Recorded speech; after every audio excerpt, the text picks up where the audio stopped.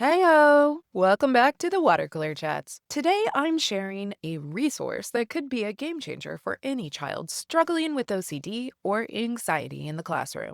Whether you're a parent watching your child suffer or a teacher just wanting to help, this episode is for you. So first, let's talk stats.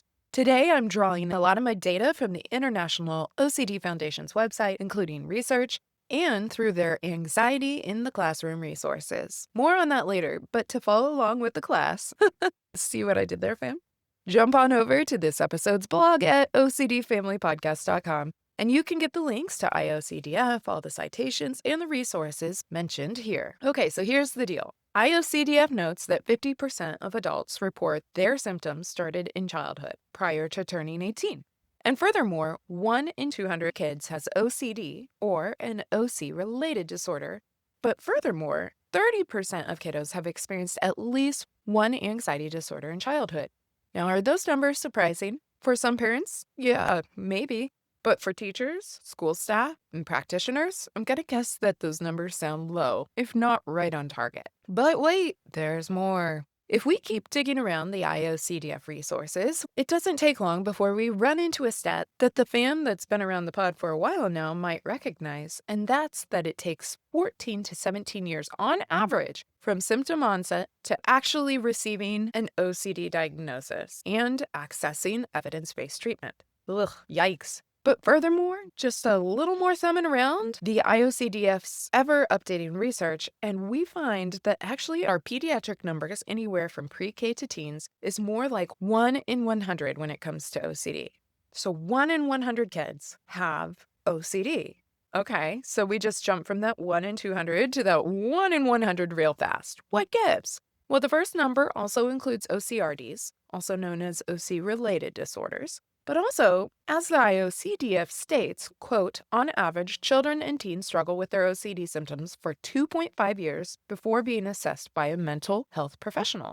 It can take another 1.5 years between diagnosis and receiving treatment for the first time, and this is due to the confusing nature of OCD and the fact that many youth with symptoms may try to hide them or may simply not understand what is happening, end quote. Additionally, research has identified 2 timeframes where OCD tends to show up. The first being on that earlier age range, 7 to 12 years old, and the latter being in later teen, early adulthood, say approximately around age 20.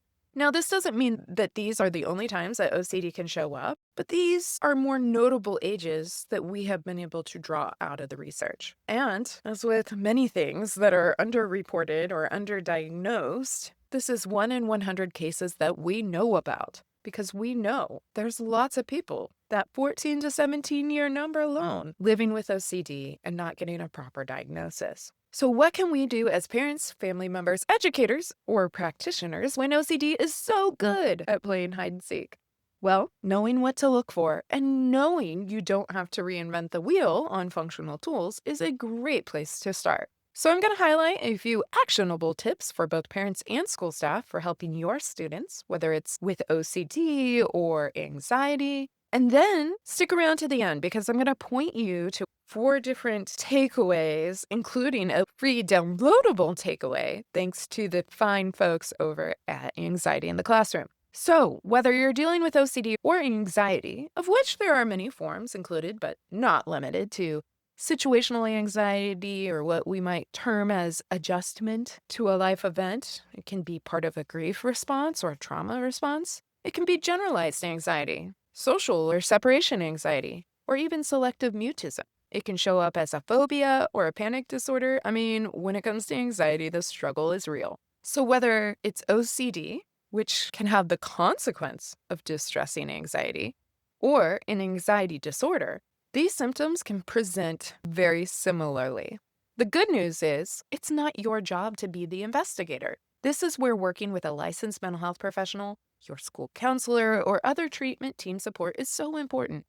And as long as we're at it, I'll remind the OCD family community that this isn't therapy either, but this is a community of support, and we are cheering you on to find your team, to find support, to validate the struggles, and reminding you that you're not alone. Okay, so what can we do to at least learn how to clock When there's some signals that maybe OCD or anxiety is producing meaningful distress, let's start with tips for the parents first. Warning signs could look like tummy troubles, the tummy aches, the shakes, the feeling nauseous, the too sick to go to school, GI distress, whether we're talking upper or lower. And for some kiddos, they do get so worked up that they actually do get sick. We can also look for reports about hating or not wanting to go to school, if not all-out school refusal. Maybe extra sweating, rapid heart rate, extra tears, or maybe even doorknob battles that make getting your shoes on, let alone getting into the car or to the bus stop, a major obstacle. Maybe there's a concern about germs or particular routines that have to happen, like opening the door with your shirt or a tissue, using elbows instead of hands, or carrying around heavy backpacks all day so we don't even have to stop at our locker because please, I just don't want to even deal with it. What if I'm late? What if I get sick? What if I can't open it and I am the social embarrassment of the year? What if, what if, what if? We also want to keep an eye out for perfectionism concerns or a constant, did I do this right? Does this look okay? Are you sure it's good enough? I.e. reassurance. This might be related to something at school, or it might seem completely unrelated, but if the perfectionism and the constant need for those routines and reassurance are present, it's worth keeping a mental note. More flags might include concerns about critical consequences, like really critical consequences, like OMG, someone could die or even get hurt type consequences, or a need for exactness or routines to be completed sequentially, or else there is just a ton of distress. This is by no means a complete list, and we often see the more rigid action or behaviors, rituals, or routines than hear about the whys underneath, particularly for our teen population, because, they got some riz on the line. And so when it comes to school staff, there's both some overlap from what parents are observing and experiencing, and there's also some different things that you might spot. Like when we have a runner. Y'all who work in the school, y'all know who those runners are. Whether it's in the halls, classrooms, from the car, to the car, from recess, all the way to ditching, hiding in bathrooms, or extended stays at the nurse's office for headaches, GI distress, cramps, you name it. I'm telling you, the school nurses know who the frequent players are.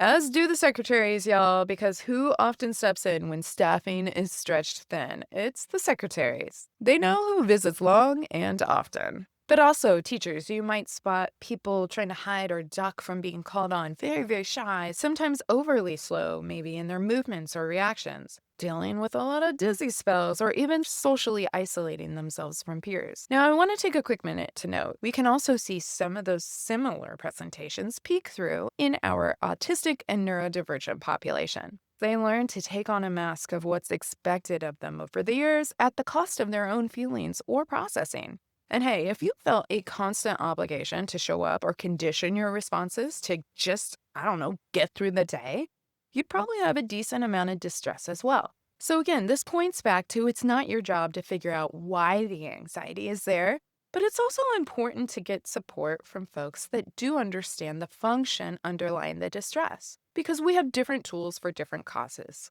If someone is anxious because of autistic masking, then we want to help them identify how this is externally driven and its impact so that we can help that person create a better understanding of their own neuroprocessing while creating a safe environment for their self-advocacy and unmasking when possible.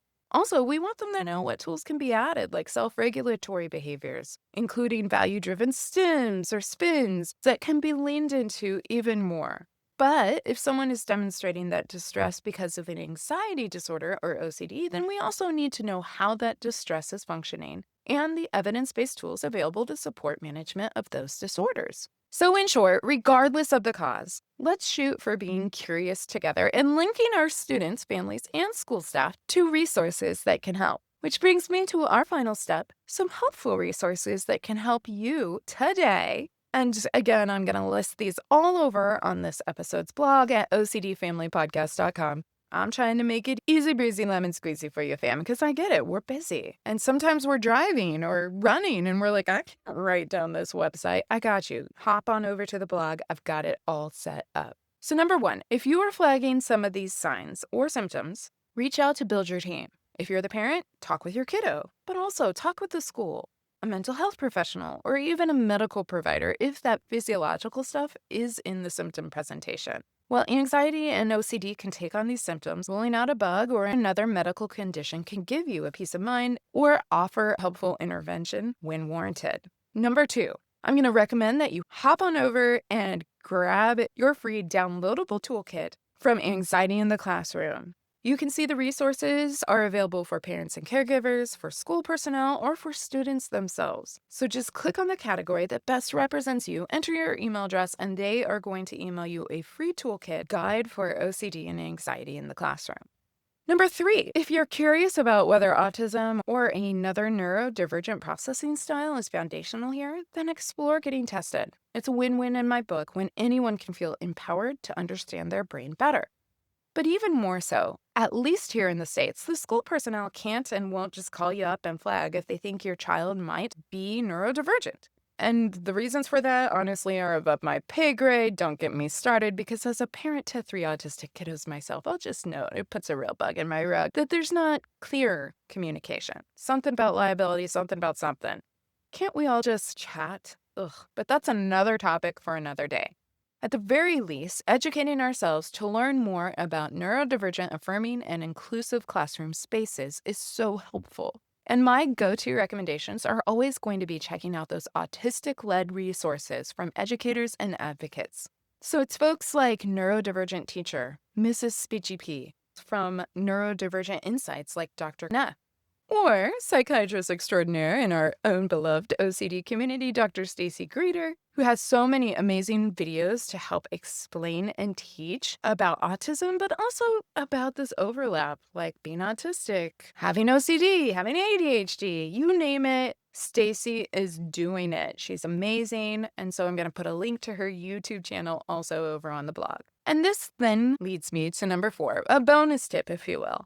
Sometimes one, none, or all of these things could be at play. You could have an OCD student that has a panic disorder that's also autistic or maybe has a sensory processing disorder. So what's a parent or educator to do? Expand your team. You don't have to know all the whys and hows. We just want to keep an eye out for it and clock the distress so that we're getting the right crew in line to help our kiddos live more fully. Again, understanding your brain, whether it's because you're autistic or you have OCD or you're anxious, it is a strength when we can understand how our brain is functioning and what tools will actually help us. All right, fam. Well, that's all the time we have for today, but as the school year for so many of our children has started or is getting ready to kick off, it seemed like as good a time as any to dish out some tools, remind us that we're not alone, and give us some things to keep an eye out for as we dive into this school year. If you've experienced a tool or an idea that's worked for you, please share it with the class. Because whether you're commenting on Spotify or YouTube, or whether you're enjoying this podcast and sharing it, retweeting, DMing, tagging a friend, leaving a review, we all benefit from your insight and experience, family. We're better together. And sharing is caring, right, fam? I mean, I'm pretty sure I learned that in school a time or two. And then we'll see you again next week for our final water cooler chat of the summer before the season 4 premiere. Woot woot!